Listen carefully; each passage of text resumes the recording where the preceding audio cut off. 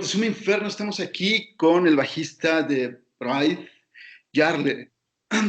Hey Jarle, how are you? I'm good. Sitting here in Norway doing promotion, and it's good. It's pretty quiet. Are you in Norway?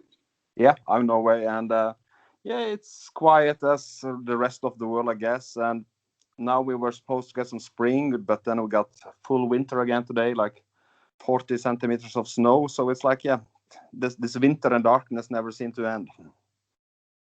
Your new album, Wild Northwest, is out in April, and I know it's quite a special project. Yes, it has been. It's been a project that we've been working really hard on, and it's turned out to a full album and also a complete movie to follow this album. So it's something different, something new, and it's been a very interesting journey. What do you decide to make a concept album? Because it's a concept album, right?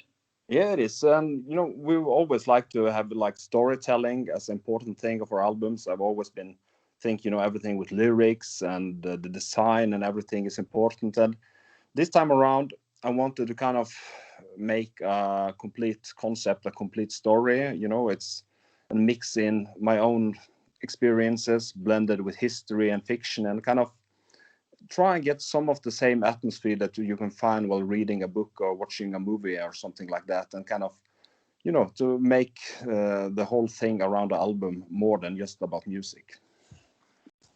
Your new album talks about, fear, despair, losses, madness. Do you think it's a perfect reflection of what happens in society in times of pandemics? Yes, I think that many of us kind of had used to have our life without any extremities, and the world just keep on rolling in its steady pace, and then something like this occurs. It kind of shocks us a lot, and it takes away things that you take for granted otherwise. And you can compare it to other extremes in the world. There's always been wars going on. There's always extreme situation. There's terror. There's things, and these kind of things happen all the time during history. And here we are, kind of having things just ripped from us, and it of course makes you reflect a lot.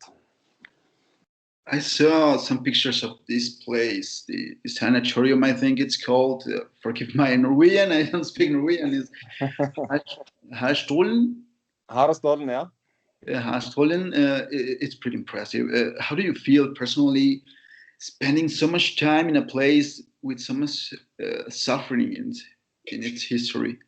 Well, this place is not that far away from where I grew up, and it's a place that I heard so much about. There's so many histories, even from 100 years back to what happened there after Second World War, when people were with war traumas were sent up there. And it is a very mystic place, and it's always been for that for me. And for the last 30 years, this place has just been standing there abandoned. It's kind of becoming more and more of a ruin, and nature is taking back the place. And just to go in there, visit the place, to actually be able to go into the rooms and see where people were living and stuff like that is really inspiring, but also very terrifying to see the circumstances and all the lost souls up there.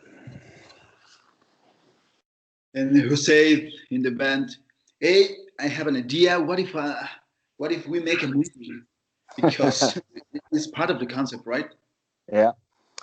We always want to do something different. How try to find new angles of stuff, and also challenge ourselves and see how we can get new spirit within the band. And we never made a movie before. We made a couple of music videos and stuff like that, but never something like this. And this kind of takes away all the safety net that you have, and it's kind of the same feeling that you have the first time you make a demo on your first album again. And I think it's very, very important as a creative artist to kind of find new elements that triggers your creativity. I saw your last video, the morning breath, and have a vibe of something near to the David Lynch's art, this kind of movie art.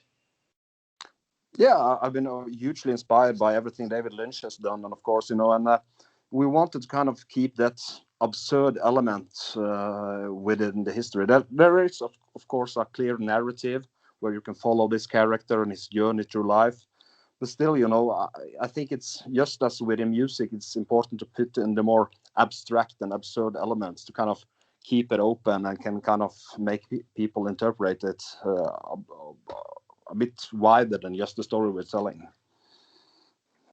You're not the typical black metal band. Your sound is a mix between Black Sabbath from the 70s, a little bit of Metallica, and Dark Throne. How do you define your own sound? Well, it's just been a natural development. I grew up with, as you mentioned, the 70s rock, and that's been very important for me. That's, I guess, the music I listen the most to.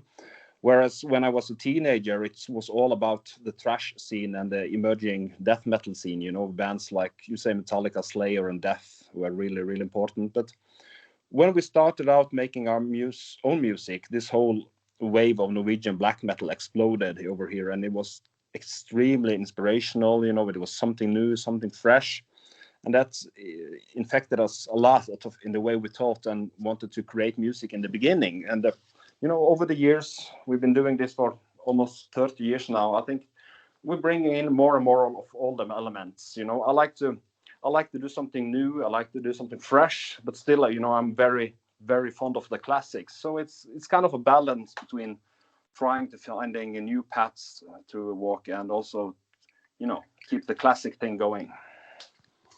This is your second release as part of the Season of Mist family. Your second release, right? Or third? Yeah, that is the second on Season of Mist, yes. How do you feel with this new label for you?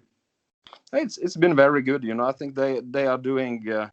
They have a good distribution network, and they have great persons working there all the way. With production, the promo people, everyone. They're really dedicated to what they do and have a good setup. So when we bring in a project like this that kind of demands a lot of extra work, they are really willing to put in hard work and effort for it. So far it's been a really good home for us.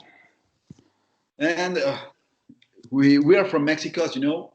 Mm-hmm. You're part of the Domination Festival a couple of years ago in Mexico City. How was your experience in the festival? It was absolutely fantastic. It was, I'll say, visiting Mexico for the first time, being able to play at that magnificent festival, it was a real highlight for us. It was, the fans over there, they're so dedicated. The show was amazing. And just before the show and the days after us, just walking around the festival, seeing all the great bands, people were so extremely enthusiastic, and so it felt like a privilege to go over there. So it's been a dream for us for a long time to be able to visit Mexico, and what a start it was. It was amazing. And unfortunately, it was the last show we did outside Norway. Really? Before the pandemic struck, we did a small show in Finland just 5 days before the pandemic blew off. But before that, it was the last show outside Norway. So it's something special. So it would be great to start off again in Mexico, end it there before the pandemic and start it again. That would be really cool. And your visit to Mexico, you had the chance to visit another things like the pyramids or, going in Mexico City or other places? Unfortunately not, because we just came in directly from a big tour in the US. So we flew in and we had 2 days, and then we have to leave again. So it was just like small visit in the city and stuff like that. And the other days we just kind of spent at the festival area, talking with metal people there, seeing a lot of great bands. Alice Cooper was playing, one of my favorite. Kiss were playing. So it was, for us, it was the festival experience. But I hope next time we return, we can be able to see more of this lovely country. Okay, thank you so much. Did you already have plans to go on tour with Wild Northwest? Maybe, if, of course, pandemic allows. Yeah, as soon as it's possible and we're allowed to go out on tour again, we will do it immediately. This is just something we sit waiting around for, and with a new album out and to be able to go out there and meet people again and do shows, that's what we dream of. So I hope we can start sometime during this year, and hopefully it will be on full on from 2022. Okay. Well, Jarle, thank you so much for your time. Hope to see you soon here in Mexico again. And Absolutely, hope so too. keep healthy. Thank you so much. Thank you. Bye bye. Bye bye.